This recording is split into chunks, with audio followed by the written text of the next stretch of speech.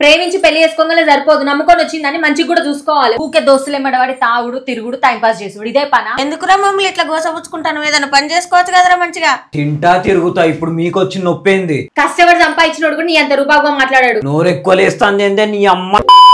ఏం మాటలు రా? దానికోసం నన్ను కొడతావా?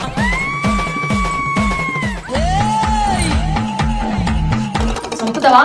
సంపు. పెళ్లి కాకముందు అది సాధిస్తా ఇది సాధిస్తా అట్లా బతుకుదాం ఇట్లా బతుకుదాం అన్నావు. అనుకున్నవన్నీ సాధించాలంటే ముందు ఆడవాళ్ళని గౌరవించు, వాళ్ళ ఇష్టాలని అంగీకరించు. అంటే ఏంది ఇప్పుడు మీ ఆడోళ్ళు లేకుండా మేము బతకలేమా? అసలు నువ్వు బ్రతుకుతున్నదే ఒక ఆడదాని వల్ల. నిన్ను బ్రతకమని నీకు జీవం పోసింది ఒక అమ్మ. ఒక వయసు వచ్చాక నిన్ను భరిస్తూ నీ కుటుంబ భారాన్ని మోసేది భార్య. అమ్మైనా ఆలైనా అక్కైనా చెల్లైనా బంధాలు వాటి పేర్లు ఎన్నున్నా అందరూ ఆ అమ్మవారి స్వరూపాలే. జగాలనేలే ఆ జగన్మాత పిల్లలే. తప్పైంది, క్షమించు తల్లి. ఏమైంది? ఎందుకు అట్లా అంటున్నావు? ఏం లేదే, సారీ. సారీ ఎందుకు? నువ్వు మంచిగుంటే గదే చాలు నాకు.